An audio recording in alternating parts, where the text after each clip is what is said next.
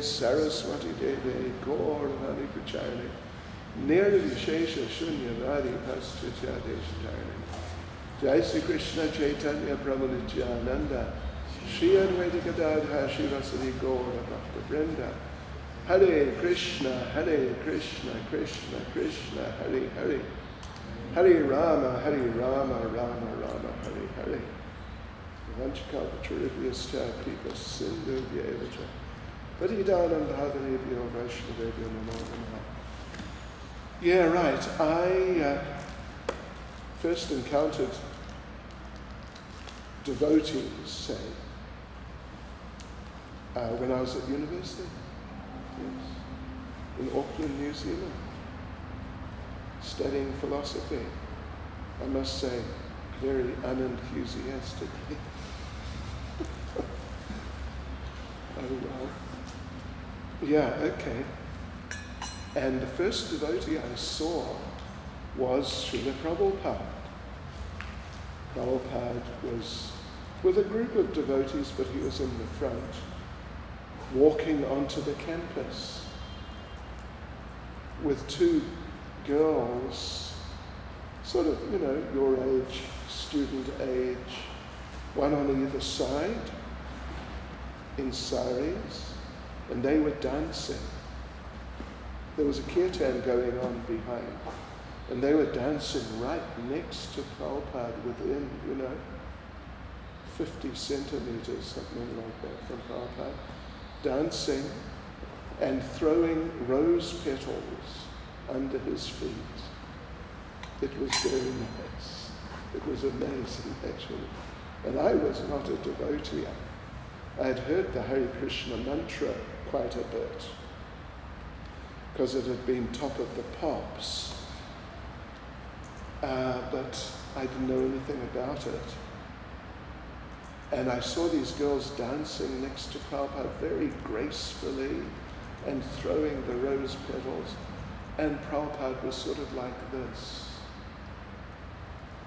And this thought just popped into my head.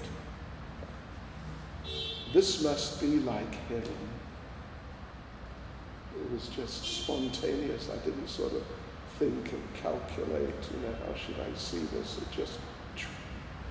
It was such a beautiful scene. And then Prabhupada led some kirtan. There was a little stage in the middle of the quadrangle. Prabhupada sat down, led some kirtan, and then spoke. And I stayed for most of the lecture, maybe not the entire lecture. And then you know what happened? My mind took me away. Seriously. My mind took me away. Well, actually a friend took me away. But my mind let him take me away. So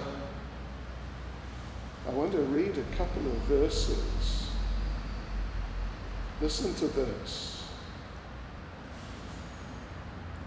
This is from Srimad Bhagavatam 5, 6, 2. This is Shukadeva Goswami. My dear king, you have spoken correctly. However, after capturing animals, a cunning hunter does not put faith in them, for they might run away.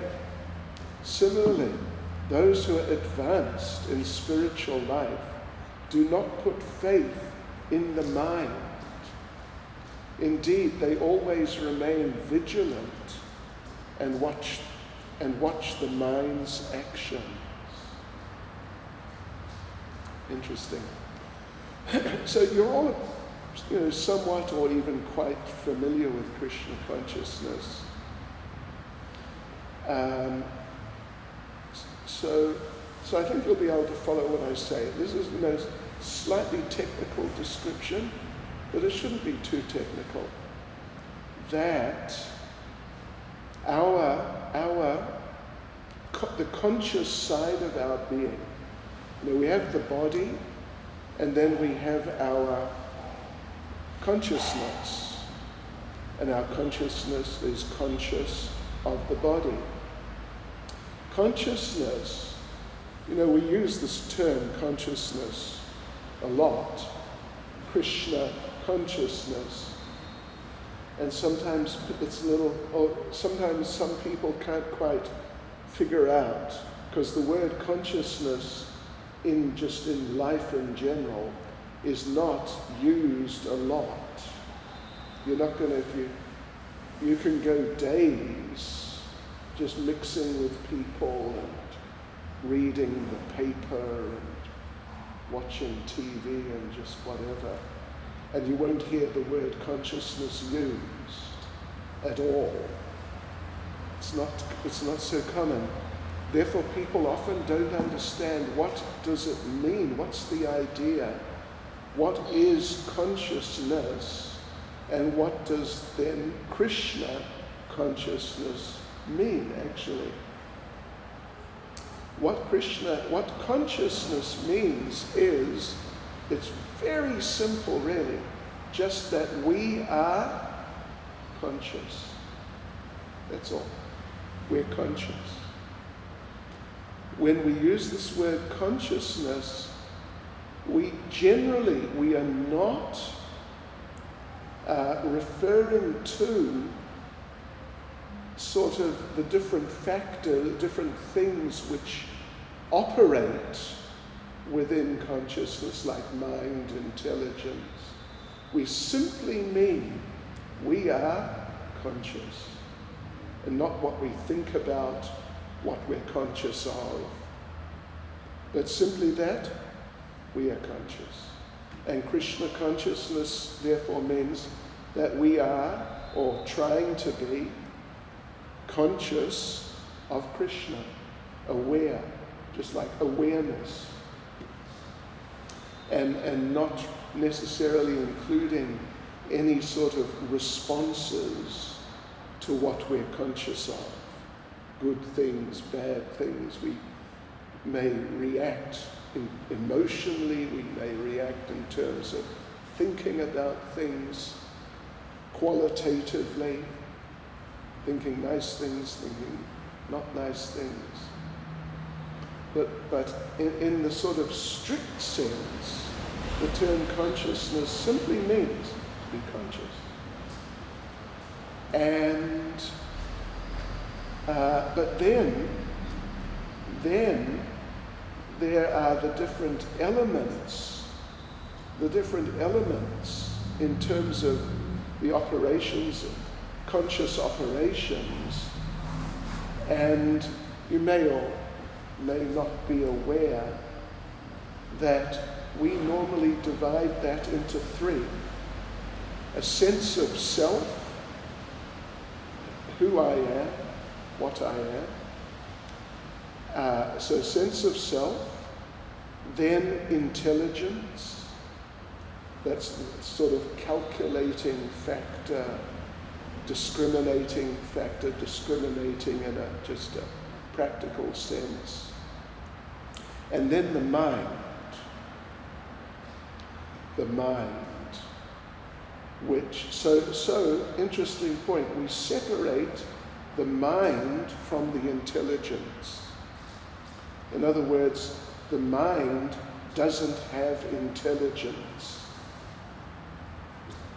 The intelligence is something separate from the mind. And the mind, as Krishna discusses in the Bhagavad Gita, chapter 15, verse 7. Anyone know chapter 15, verse 7? It's okay. Just testing. Are you chanting regularly? Okay. So Krishna in chapter 15 of Bhagavad Gita, verse 7, Krishna says that, well, let me just read it to you. Krishna says, oops.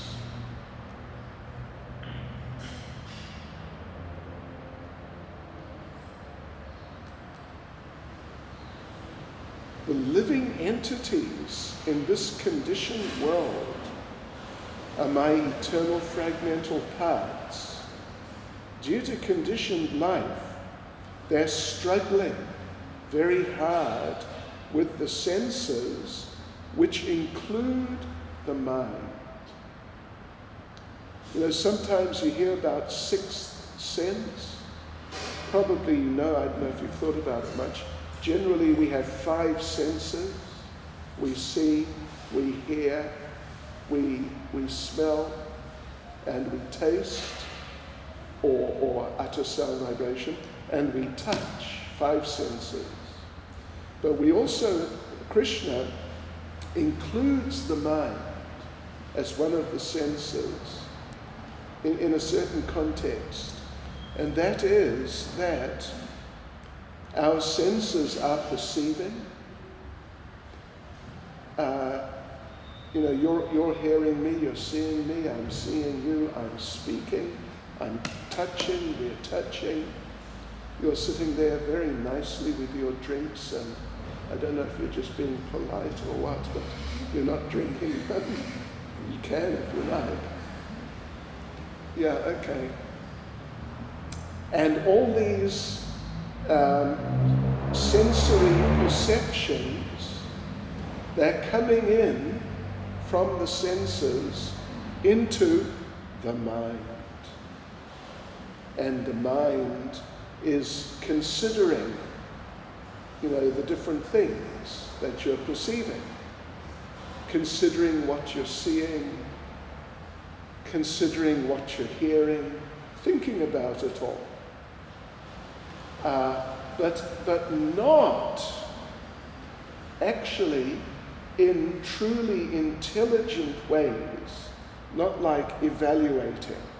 Okay, I see that, like I see my friend, for example. So what should I do? Should I go and meet my friend because I'm busy? Maybe I should not. Maybe I should go elsewhere and just wave or something. So a decision like that is made by the intelligence. But just the perception that, oh, there is such and such, that's going on in the mind. So if the mind then has no intelligence of its own, how does the mind on what basis does the mind make decisions?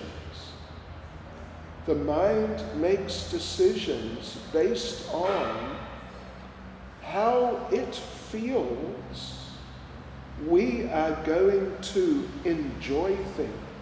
What experience are we going to get out? And particularly, what am I going to enjoy the most of all the different things I'm perceiving? Not in a really rational way, that you have different choices. You could do this, you could do that, because you're perceiving these different things. But simply really based on the idea of, how am I going to enjoy? What will I get the most enjoyment from? And therefore, for example, I'm sure you're aware, maybe it's even happened to you sometimes, that you have an exam coming up shortly, and your intelligence knows, I must study, but some social event is happening, and the mind is thinking, oh, it's going to be nice, and the intelligence says, wait a minute, you've got to study. But then the mind says, no, it's such a nice event, I should go. And then you come back after the event, and it may even be too late. Has it ever happened to you? Yeah, and that's because the intelligent, the actual, in a nice sense of the term, discriminating faculty, got overpowered by the mind on the basis of just different feelings, what's going to make me feel good,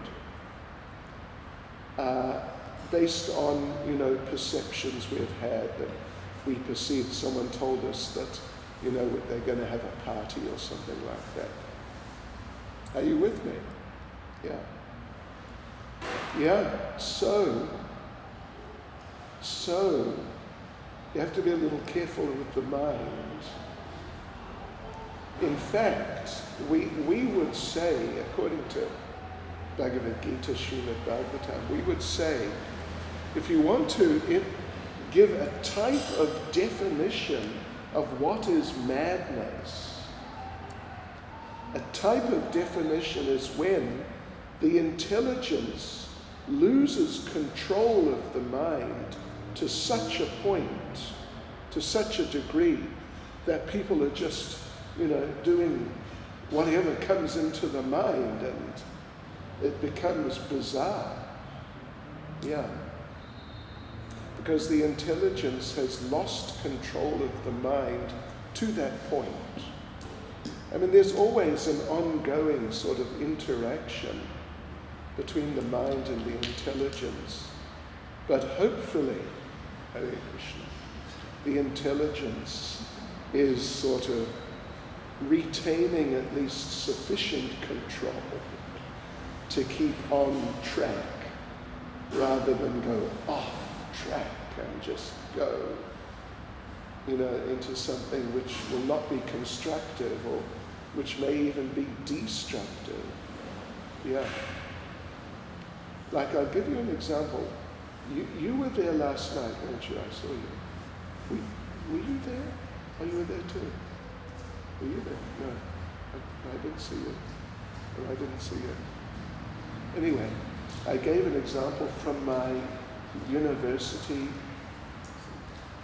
time that I was studying philosophy, as I said, and one of the philosophers I was studying was Bertrand Russell. It wouldn't surprise me in the slightest if you've not heard of Bertrand Russell. And if you haven't, I would say you didn't miss much. Although he was very sharp, you could say that. He was very sharp. So Bertrand Russell had a smoking habit. You remember I mentioned last time, which he was struggling with. He would struggle with. And he was like a popular personality. He was almost like a little bit of a pop star, although he was a philosopher. And everybody knew he had a smoking problem, and that he was, there was always a process going on of trying to grapple with it. So once he was interviewed, and they asked him, Mr. Russell, we know about your involvement in smoking. Have you got any advice for someone who wants to give up smoking? And Bertrand Russell said, sure, I can give advice on that. He said, it's easy. I've done it many times. So, I'm sure you know many smokers, and for your own sakes, I hope you're not. But you would know so many people who smoke, they struggle with it because they know that it's detrimental in so many ways. But what happens? They have smoked, they have experience, they know it makes them feel good. Now look, stop being good little girls and eat your prasadam. Oh, go on. Prasadam takes precedence. Didn't you know that?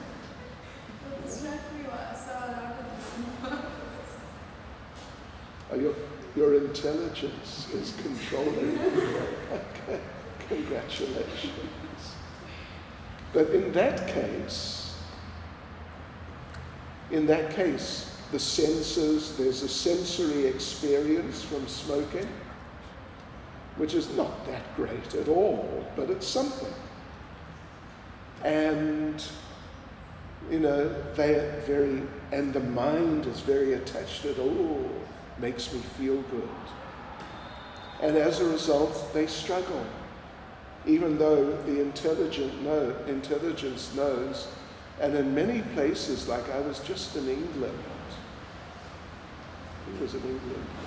that I saw some advertising for cigarettes.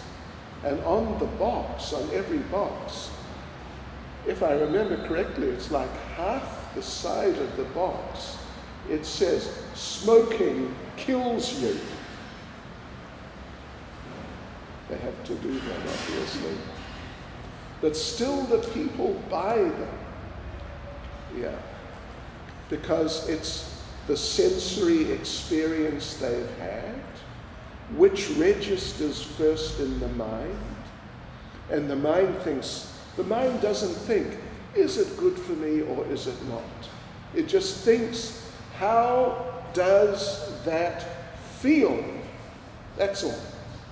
Does it feel good or not good? And then the mind makes decisions simply based on those considerations. Does it feel good? Will it feel good? Did it feel good? Yeah, or bad? And then decision. And even, making useless decisions, or not just useless, but worse than useless, very dangerous decisions and harming oneself. Yeah. So therefore, first point, there's a need to control the mind. There's a need to control the mind. And actually Krishna says, it's in Bhagavad Gita, chapter 6, verse 5 and 6. One must deliver oneself with the help of one's mind and not degrade oneself. The mind is the friend of the conditioned soul and his enemy as well. For one who has conquered the mind is the best of friends. But for one who has failed to do so, the mind will remain the greatest enemy. Yeah. So what does it mean then that the mind can be a friend? What it means is that if the mind, because the mind doesn't have that discriminating capability to actually evaluate the considerations involved and then make a rational decision, as we've said a few times.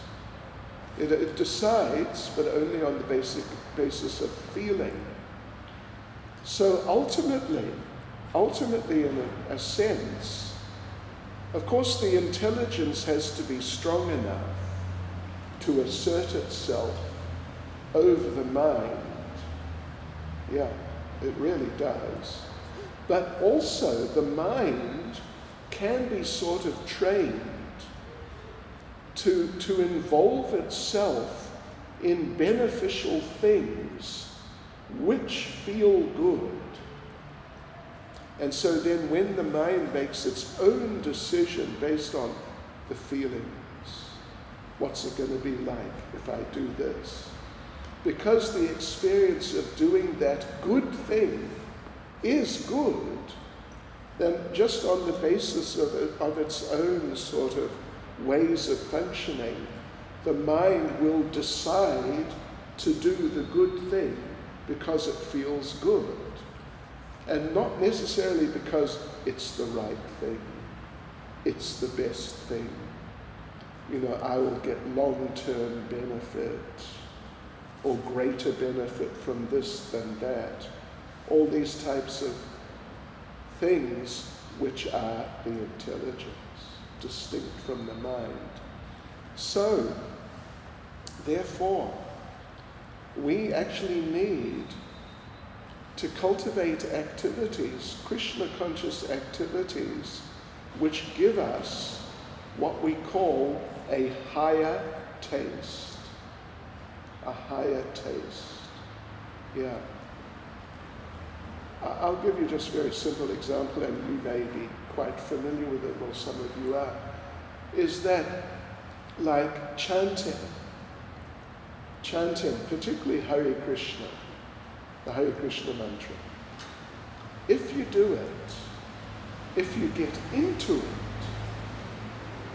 and if you can focus on it, and give your attention and keep your attention on it, because it's transcendental spiritual sound vibration, it makes you feel good. It actually makes you feel really good if you give it attention enough. But initially, let me tell you of my own experience. When I first visited a temple, it was in London. I think it was like the end of 72. I was 21. How old are you now? 20. So I was 21, and I went to the temple because I was very interested for different reasons. And I knew about the chanting to some degree, but I'd never really got into the chanting. So I went to the temple. And one of the first things they did on my first day, they stuck some beads in my hand. Here. These are chanting beads. Oh, okay. We do 16 rounds a day. Oh, really? Okay. Hare Krishna mantra. Give it a try. Oh, all right then. So they left me in the temple room on my own with the beads. The first time that I tried to chant in a focused way. Otherwise, I just sung the mantra a bit because it had been top of the pops. So, okay, now I got the beads. And they told me 16 rounds, so I thought, oh, okay, let's give it a go. And I chanted for about half an hour. In that half an hour, I completed 2 rounds.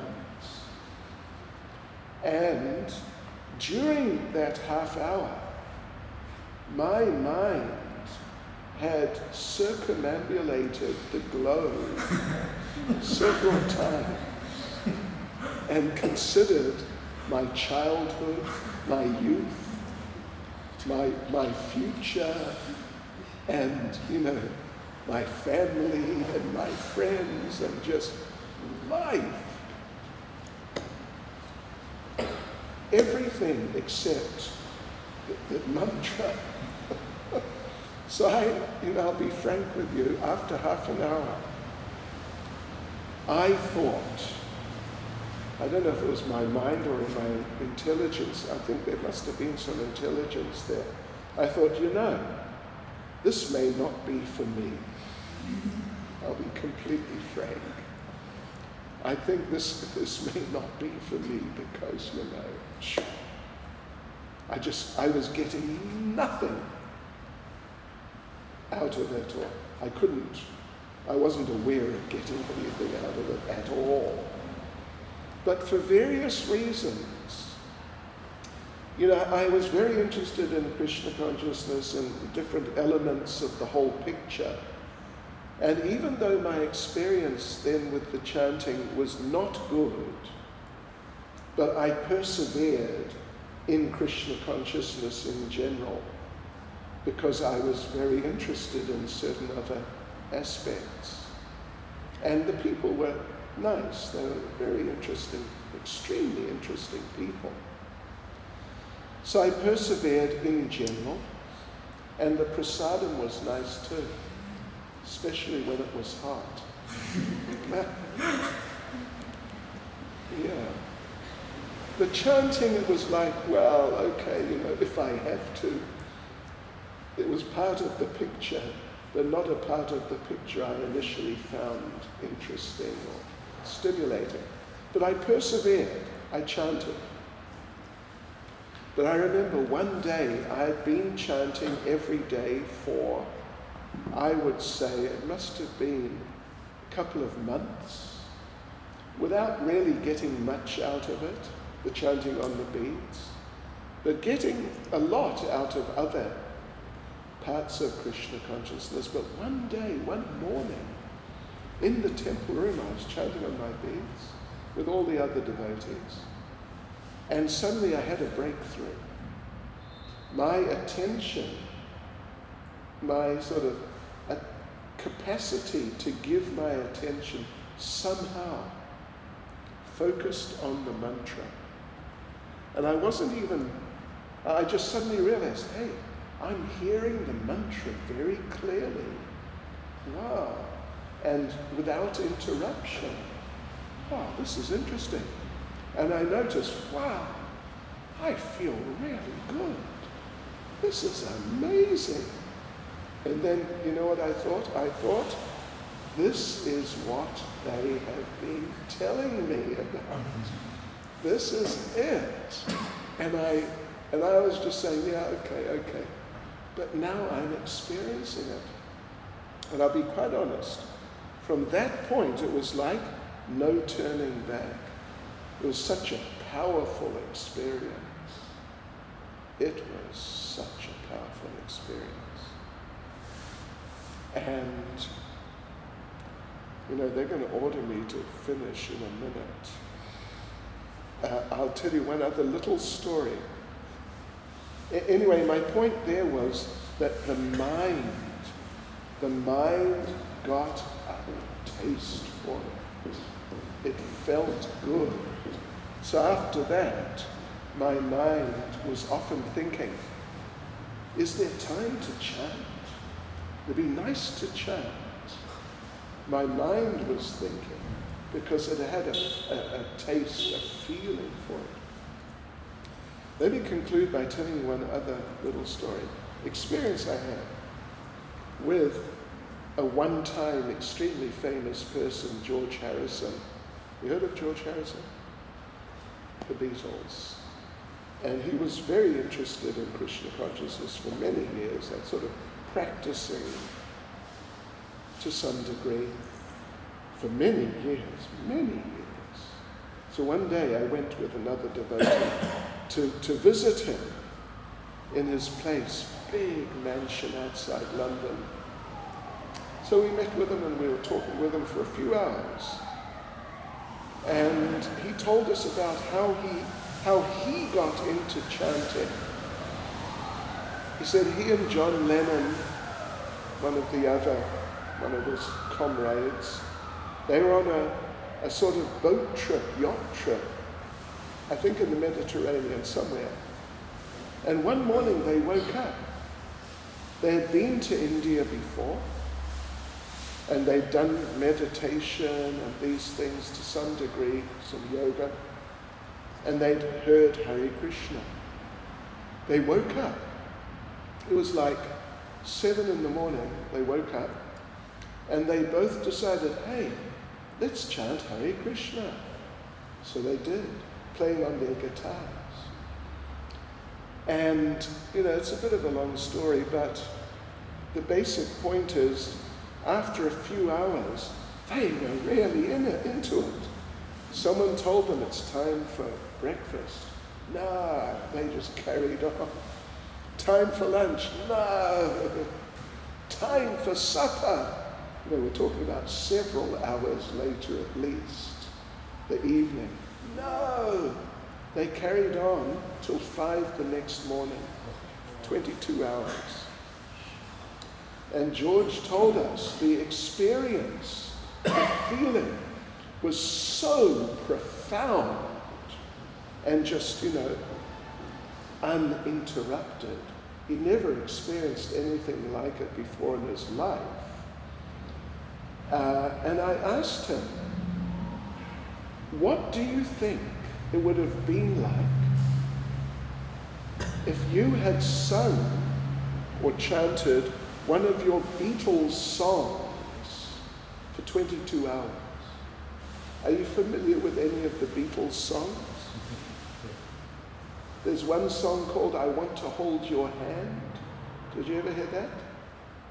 It was a very famous song of the Beatles. So I actually asked him what it would have been like if you had sung I Want to Hold Your Hand for 22 hours. And George just sort of went like, oh, wow, sort of laughed momentarily. And he said, well, you know, I think it would have been a hard day's night. Which was another song of theirs. Also, you know, fantastically popular. Yeah, and that was his realization. It was a good one. Because that music, even though it was so popular, you know, you just can't do it. You can't just go on and on and on. The mind will not allow you because it's material. But the mantra is spiritual and the experience from it is spiritual, and therefore you can have an ongoing, unbroken experience on a higher level.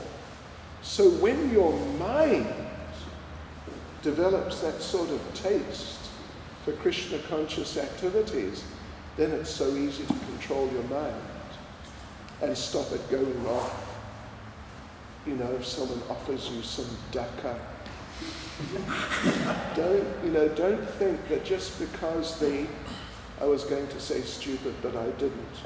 Just because the South African government has legalized it, that it's actually good. Don't think that, because it is just unadulterated rubbish, actually. Yeah. So if people offer you some dukkha sometime, if you're getting a higher taste in Krishna consciousness, it'll be so easy to say, no, don't worry about it, and not get caught. Well, what should I do? I'm meant to be a Hare Krishna devotee. We're not meant to do these things. Okay, these are some thoughts about the mind. Try and cultivate Krishna conscious activity to get a higher taste, and then it's so much easier to control the mind.